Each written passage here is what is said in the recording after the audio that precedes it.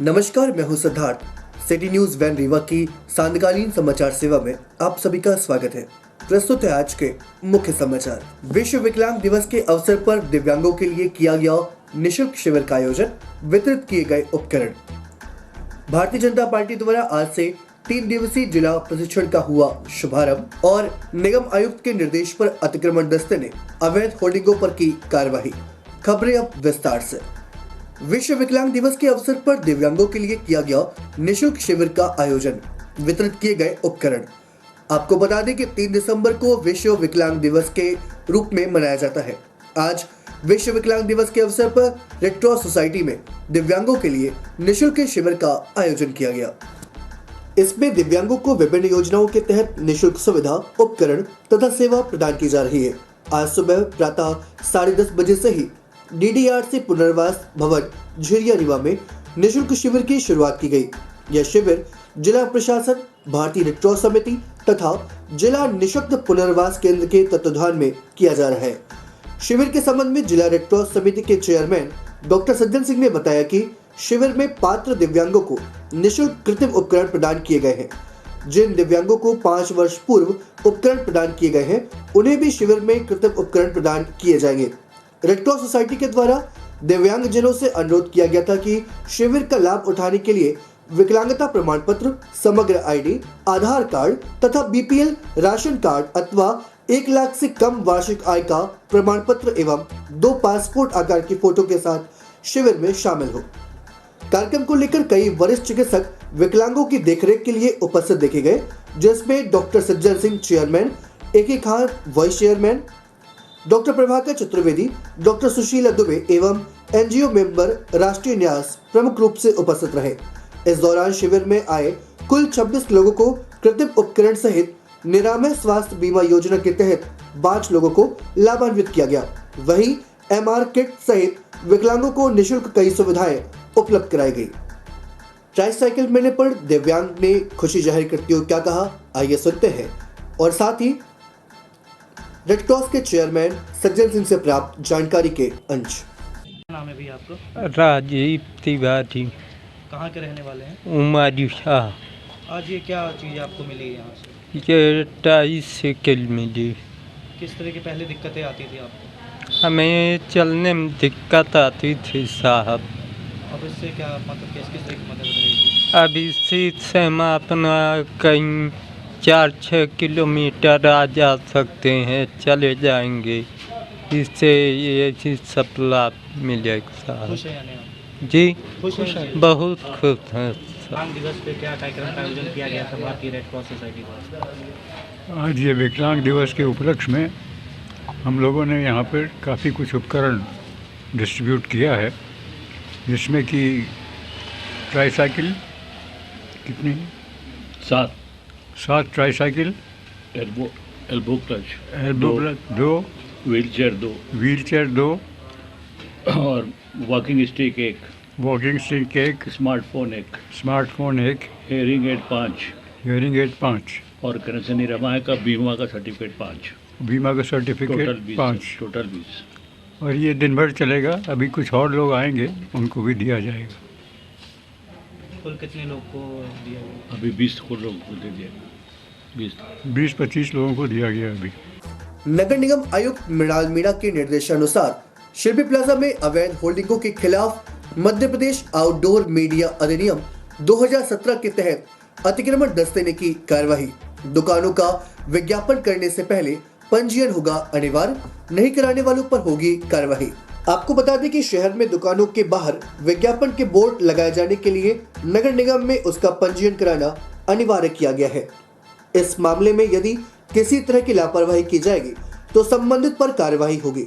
नगर निगम आयुक्त मृणाल मीणा ने अधिकारियों के साथ बैठक कर कहा कि शासन द्वारा निर्धारित किए गए मध्य प्रदेश आउटडोर मीडिया अधिनियम 2017 के तहत व्यापारियों को नोटिस दी गई थी।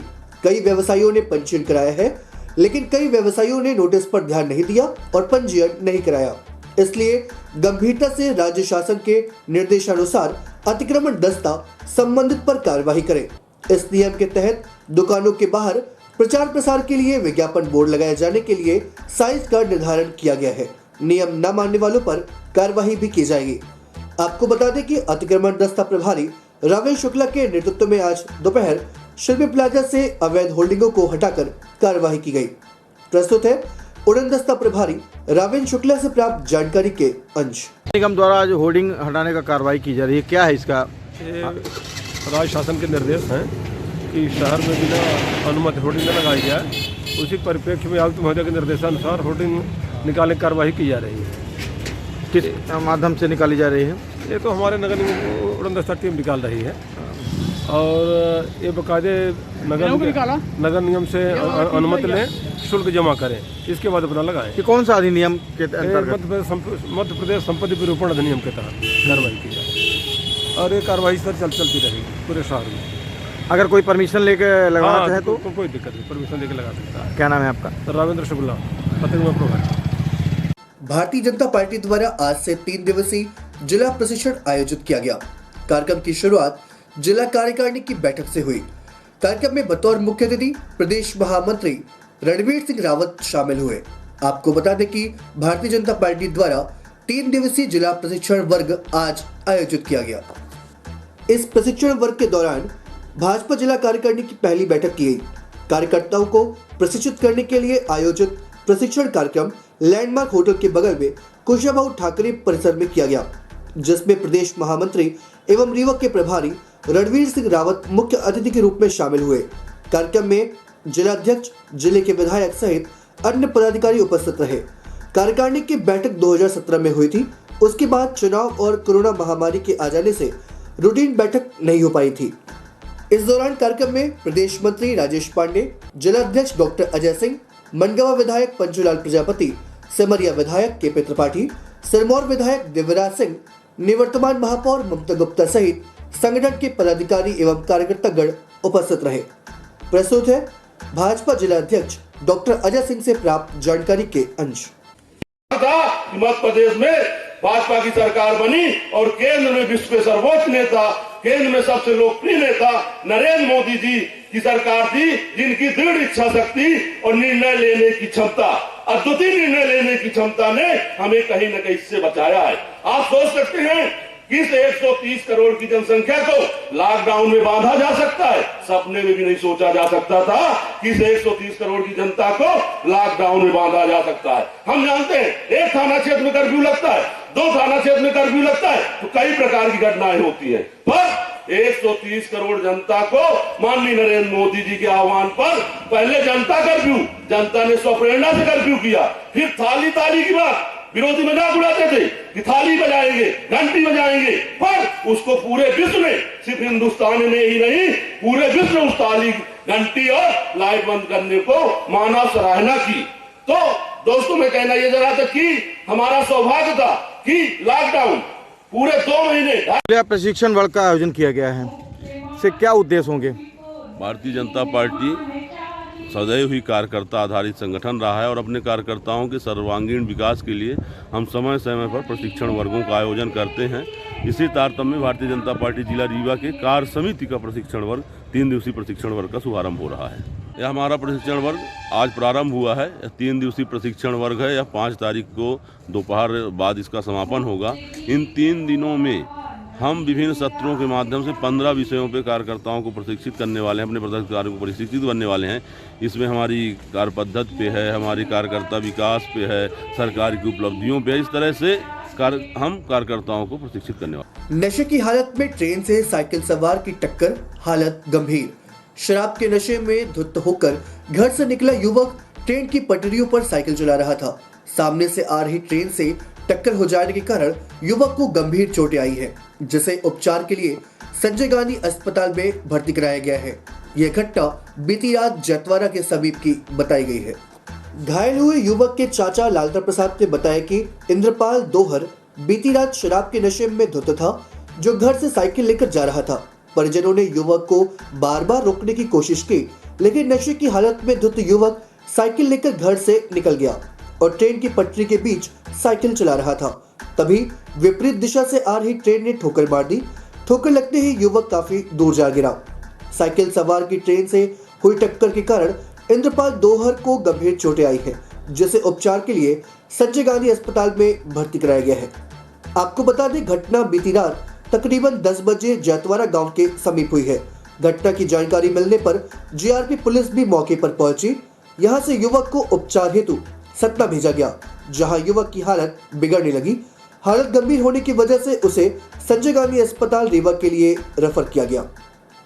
प्रस्तुत है घायल के चाचा लालता प्रसाद से प्राप्त जानकारी के अंश। लालता प्रसाद, इंद्रपाल। हैं? क्या घटना हुई है? अब घटना एक्सीडेंट हुआ। अब ट्रेन से हुआ। ये साइकिल से था। कहाँ जा रहे थे? अब ये क्या मालूम कहाँ जाके रात पी के दारू नशे में था। नशे में था। ये तो घर में था, आप बता रहे हैं कि घर में मना किया गया, फिर भी ये शराब पीने गया। हाँ, और ट्रेन से शायद साइकिल भिड़ा दिया। अभी का मतलब कैसी हालत है? अभी तो गड़बड़ा है। सतना भी लेके गए थे, रेफर कर दिया।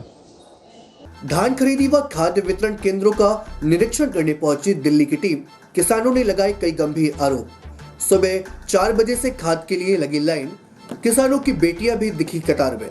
आपको बता दें, खाद्य वितरण एवं धान खरीदी को लेकर बीते कई दिनों से केंद्रों में हंगामे की स्थिति निर्मित है। खाद्य वितरण केंद्रों का जायजा लेने के लिए दिल्ली की टीम करैया मंडी पहुंची, जहां किसानों ने जमकर हंगामा किया। किसान सुब्रत मणि त्रिपाठी ने आरोप लगाया है कि धान खरीदी में प्रत्येक क्विंटल 13 रुपए तौल के नाम पर पैसे लिए जा रहे हैं। किसानों का कहना है कि रेट सूची का बैनर लगाया जाए।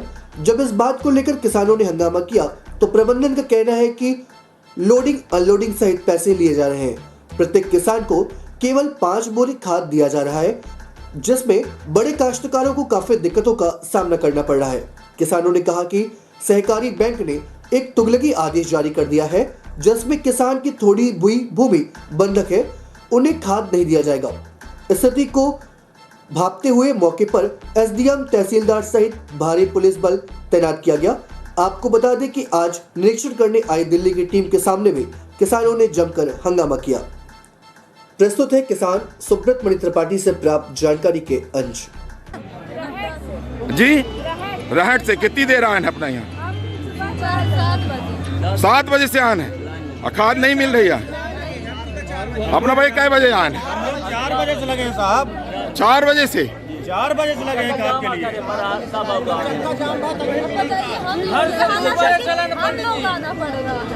घर से 2 बजे चले नहीं है ना, 4 बजे पहुँचे नहीं। नाम बताइए अपना। क्या है अपना बेटा। आज हमें सुबह किसानों ने सूचित किया कि कल जैसे जाम लगाया था आज भी जाम लगा दिए हैं, आप आ जाइए। फिर एसडीएम मौके में पहुंचे। पहले ये था कि किसानों को खाद नगद में नहीं दी जाएगी।